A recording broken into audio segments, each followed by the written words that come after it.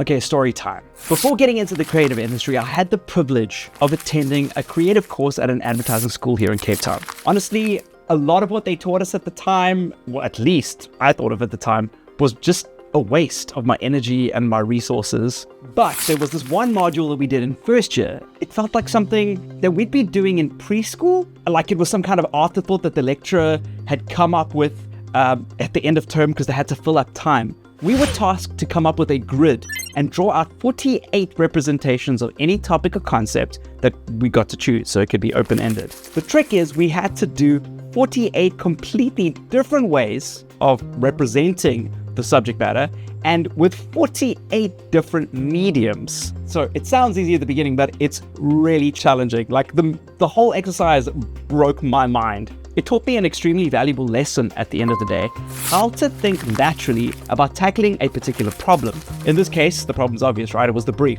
It was representing the concept of boundaries in 48 different ways with 48 different mediums. Your brain has got to rethink the meaning of what a boundary even is and what the heck a medium is. I used toothpaste at one point because I couldn't think of anything else, and eventually used the motion of the train that I took into college every day to rock a pen around a sheet of paper. Its movement, I would say, was limited to the boundaries of the train's movement. That exercise has helped me more in my career than any of the other work that I did in that course, in that entire 3 years. That was a first year course. Shaping how you think is more important than how to do something. Learning to do something is easy. I mean, you're on YouTube, right? Like, for crying out loud, this is the platform that we use to learn everything. But why you're learning a new skill and approaching every problem that life throws at you laterally is more important to me than actually learning that a particular skill at random. You get to see past the limitations of the first few presumed solutions that are thrown at you, and you get to apply that skill that you eventually learn in ways that potentially no one else is using. Lateral thinking is by definition the opposite of vertical thinking.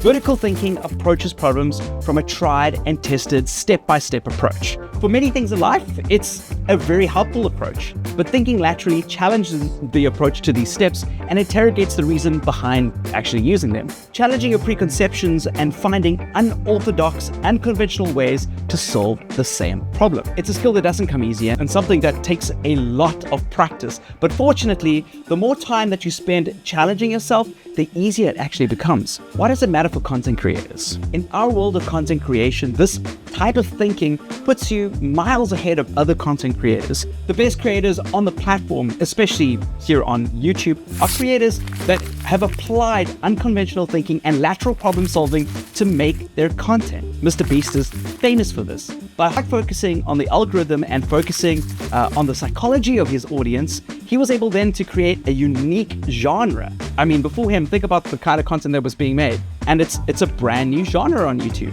One that's simulated right now and copied by other creators who are vertical problem solvers. The vertical problem solvers will always be left behind and will never see the success that Mr. Beast has seen because they'll always be making content in the wake of other, more laterally minded creatives. Even now, Mr. Beast has altered his approach to content based on what his audience is finding compelling, instead of focusing on binary numbers of watch time and audience retention like he did before. The problem for creators to solve on any medium, and this is like historically from books, radio shows, TV broadcasts, to uninvented video platforms of the future, you know, we're yet to see these things, like not every creative medium's ever been created, is why do people want to watch my content? But that's not a problem in isolation, right? You got to solve for this math sum. Why do people watch my content? What am I knowledgeable about or want to be knowledgeable about? Plus, is it something I'm passionate about or could be passionate about in the long run? Is the creative execution sustainable and achievable? And that should kind of give you the equation for the kind of content that you're making and how you should make it, right? Each of those problems are hard to solve for, and there's no one correct answer. Finding out that solution for you is the best solution for your type of content. And of course, there are a bunch of added variables that you can add into that equation if you'd like. Solving for each of those variables laterally will allow you to create interesting videos and content or creative work, whatever your discipline is. For instance, here's an example. People might watch me because I'm knowledgeable about sharks. sharks. I'm passionate about that in the long run, I guess, and a creative execution that I'm comfortable with might be using chalk on the sidewalk to draw what I'm saying. Let's say that's a sustainable execution. That's something that I could film. A YouTube or TikTok channel that's dedicated to shark facts drawn on chalk on the sidewalk could be a really cool channel. It's unique and it's really cool. So you can take that sum and do it many, many times and fill out as many variables as you can. Solve that sum laterally. Here's some practical exercises to help you boost your lateral thinking abilities. If there are others, some that have helped you in any way, jot down a comment. I'd love to get a wider knowledge of other approaches to this and just to challenge my own preconceptions and my challenges to these. And also it'll probably help others that are more behind on this journey than you are. Riddle me this. Think of solving riddles from time to time. Lateral thinking puzzles challenge your assumptions about a situation, right? So here's an example. I have cities, but no houses. I have mountains, but no rocks. I have water, but no fish. What am I? The answer, if you didn't work it out, is a map.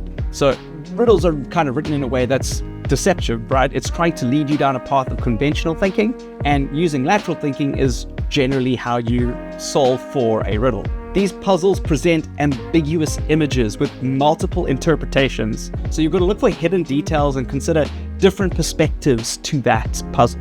Alternative uses. Challenge yourself to find unconventional uses for everyday objects. So what else can you use as a doorstop before buying a brand new one? Something like, and it's got to have variables like it's got to look good or whatever the case is. Can you use something like a spoon as a screwdriver if you don't have one lying around and you need to fix a problem immediately? Life hack channels are full of this stuff, and that's why they're so impressive, right? They're full of lateral ways that people have solved problems that you like. Can you up to that? Wordplay. So puns, riddles, and word games, like I've mentioned before, can help you think laterally by manipulating language in unexpected ways. You've got to kind of unravel that. Role playing. Step into the shoes of someone different. So like, how would a dog, a tree, or a historical figure approach a problem? How would Picasso, for instance, approach video production on YouTube, knowing the reasoning behind his approach to painting in Cubism? These are just some of the ways to help you just break your mind a little bit. But these are just tools, and I'd like to hear your thoughts. In conclusion, that initial exercise taught me a lot. Lateral thinking takes a lot of humility. Your first solutions that you come up with, especially when you're starting out, are always wrong, like 99% of the time. And you're constantly interrogating the reasons, the solutions that you come up with, and the reasons for why you came up with the solutions. But the more that you actually do it and spend time practicing, the easier arriving at the correct answer will be, and the better those answers are. I hope that you found this video useful and helpful in some way. And if you have, let the algorithm know by thumbsing up it. I'll see you in another video. Cheers.